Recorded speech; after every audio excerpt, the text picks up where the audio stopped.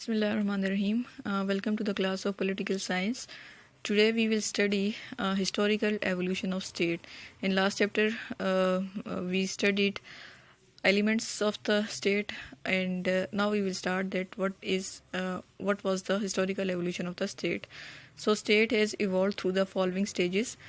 First was primitive societies, second the tribal kingdom, third the Oriental empires, fourth the Greek city states, fifth the Roman empires, sixth the feudal states and the national states of modern times.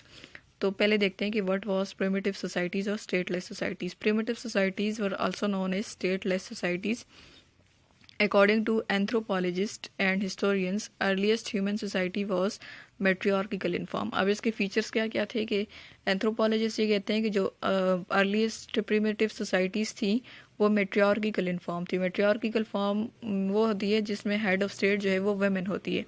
No state and political authority. उस time पर कोई state या political authority exist नहीं करती थी.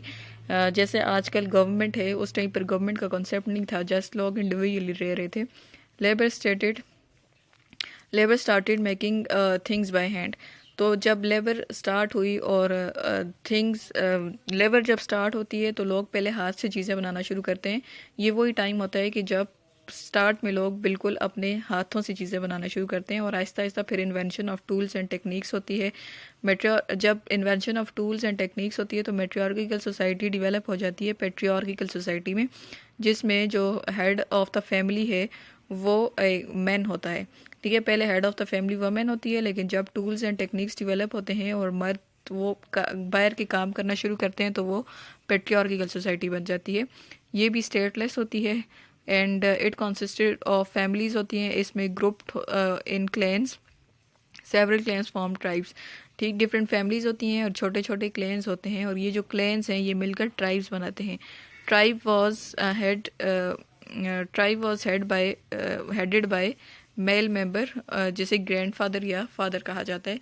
Father या grandfather जो होता है वो उस ट्राइब का मेल मेंबर होता है और वो उसका हेड होता है. They were living with their wives, children and slaves. It was limited to regulation of marriage, inheritance, regulation of property, barter or sales of goods, food and defense. अब इनके functions आप देखें कहाँ कहाँ तक लिमिटेड होते हैं. एक फैमिली की टाइप में वो रह रहे होते हैं, पूरा एक ट्राइब होता है और जिसमें उनके मैन होते हैं, उनकी वाइफ्स होती हैं, चिल्ड्रन होते हैं और उनके स्लेव्स उनके साथ रह रहे होते हैं और उनके फंक्शंस बिल्कुल लिमिटेड होते हैं. मैरिज को रेगुलेट करना, इनहेरिटेंस रेगुलेट करना, प्रॉपर्टी को रेगुलेट करना और barter and sales of goods, food and defence वगैरह देखना. तो एक चीज़ ये होती है कि वर्शिपिंग इनकी कॉमन होती है. कॉमन वर्शिपिंग इनकी ट्राइब की यूनिटी को स्ट्रेंथन करती है. Unlike matriarchal society, the patriarchal society was torn by wars of the clans and tribes. तो पेट्रियार्किकल सोसाइटी को जैसे मेट्रियार्किकल सोसाइटी होती है वैसे पेट्रियार्किकल सोसाइटी बिल्कुल सेम नहीं होती. उसमें ज़्यादातर वॉर्स होती हैं और जिसकी वजह से wars they were torn by the wars and man began to kill man, so need of the defence, military leadership and control was felt necessary. ठीक है, एक दूसरे को कत्ल करना, मारना शुरू कर देते हैं जिसकी वजह से डिफेंस की ज़रूरत पड़ती है, मिलिट्री लीडरशिप की ज़रूरत पड़ती है और ये मिलिट्री लीडर का कंट्रोल जो है वो नेसेसरी समझा जाता है. और successful military leader become the political head of the tribe. और जो सक्सेसफुल मिलिट्री लीडर होता है वही ट्राइब का हेड बनता है.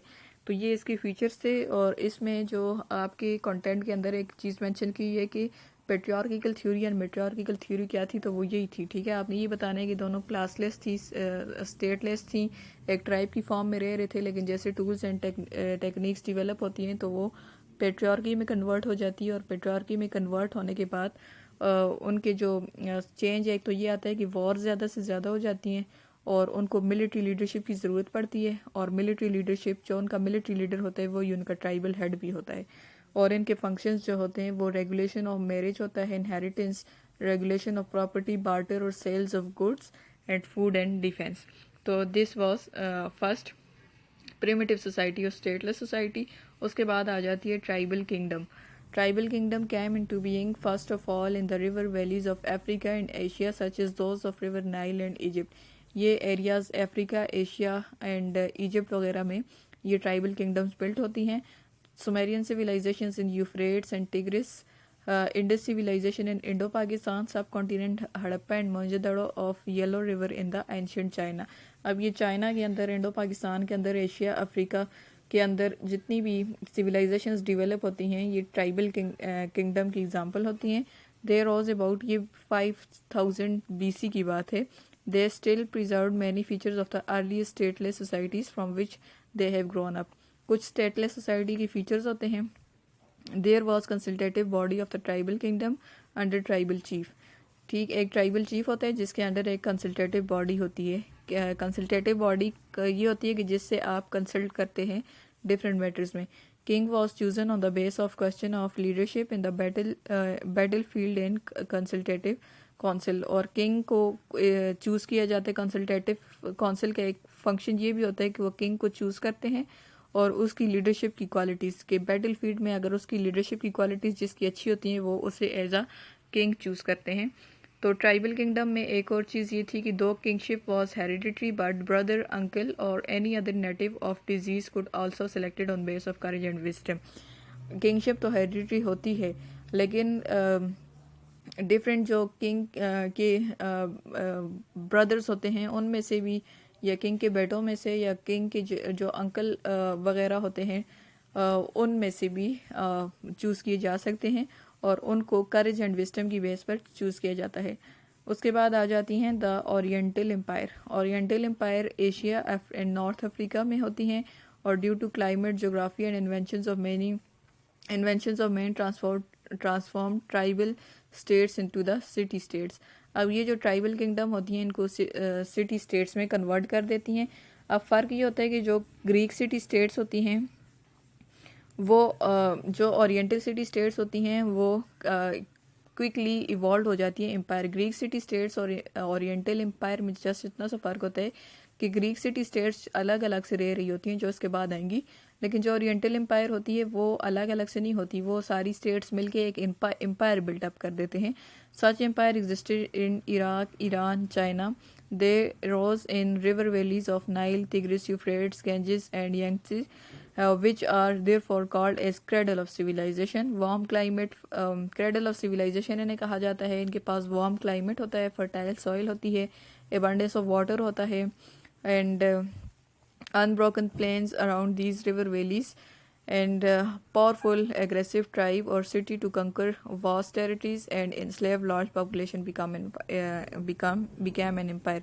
तो पावरफुल एग्रेसिव ट्राइब्स होते हैं जो कि वास्ट टेरिटरीज को कंकर करते हैं और जो पॉपुलेशंस होती हैं उनको इंस्लेव कर देते हैं और एम्पायर बना देते हैं. तो ये ओरिएंटल एम्पायर्स होती हैं. ठीक है, जो ट्राइब्स के बाद डिफरेंट ट्राइब्स मिलकर एम्पायर बन जाती हैं.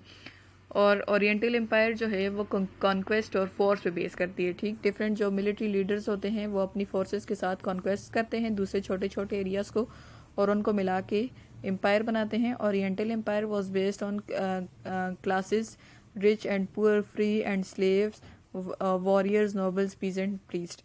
ट्राइबल किंगडम में आपने ये पढ़ा था ना कि वो क्लासलेस थी. ठीक है, उसमें क्लासेस नहीं थी, लेकिन ओरिएंटल एम्पायर के अंदर क्लासेस थी. रिच क्लास थी, पुअर क्लास थी, फ्री थे, स्लेव्स थे, वॉरियर्स थे, नोबल्स थे, पीजेंट्स थे and ignorant masses. Right and privileges based on social status and class position of the person. और जो उनको राइट्स एंड प्रिविलेजेस मिलते थे वो टोटल बेस करते थे सोशल स्टेटस पर और पोजीशन ऑफ द पर्सन पर. डिस्पोटिज्म एंड टायरनी थी वहाँ पर.